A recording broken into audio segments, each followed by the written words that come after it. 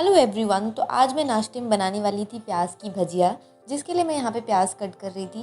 और पकौड़े या फिर भजिया बनाने का सबसे बड़ा ड्रॉबैक यही है कि उस बेसन में हाथ डालना पड़ता है। मुझे बहुत गंदा लगता है ये। और ये प्याज की भजिया रेडी है। फिर हम सब चले गए थे बगीचे, क्योंकि आज आए थे मौसा जी आम लेने के लिए। तो भैया यहाँ पर पेड़ पर चढ़े हुए हैं आम तोड़ने के लिए, और मुझे काम मिला था आम बिनकर टोकरी में रखने का। और ये रहे मौसा जी टोकरी में आम ले जाते हुए।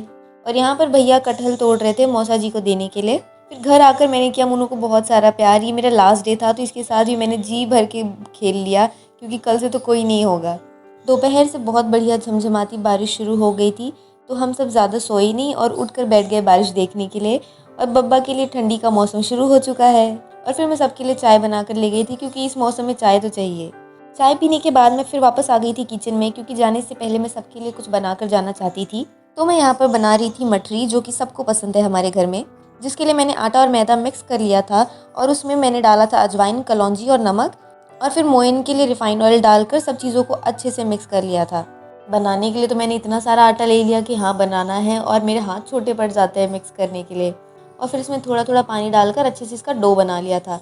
फाइनली इतनी मेहनत के बाद मैंने डो गूंद कर तैयार कर लिया था, जिससे फिर मैंने ऐसे बड़े बड़े पेड़े बना लिए थे। और फिर थाली के ऊपर रख कर बड़ी सी रोटी बना ली थी। फिर चाकू की हेल्प से इसको रेक्टेंगल शेप में कट कर लिया, कुछ इस तरीके से। और फिर इसको फ्राई कर लिया लो फ्लेम पर। इसको इकट्ठा ही ऐसे ही डाल देते हैं, ऑयल में ही अपने आप सेपरेट हो जाते हैं। और ये एक बैच फ्राई हो चुका है। थोड़ी सी बारिश हुई नहीं कि लाइट चली गई थी, और मैं अंधेरे में लगी हुई थी ये सब बनाने में। पूरी पसीने से लथपथ हो गई थी, पूरा कपड़े गीले हो गए थे पसीने से, और फास्ट भी था मेरा। मेरी तो आज हालत ख़राब हो गई थी एकदम। बेचारे बब्बा मुझे बार बार देखने के लिए आ रहे थे कि क्यों अंधेरे में परेशान हो रही है, व्रत भी है, क्या ज़रूरत है ये सब बनाने की। और फाइनली 3 घंटे की मेहनत के बाद ही एक डब्बा मठरी बनकर तैयार हो गई थी। रोटी के साथ खाने के लिए दादी आम का पना बना रही थी। फिर नहाकर मैंने कर ली थी पूजा, और फिर दोबारा किचन में आ गई थी और फ्रूट कट कर लिया था।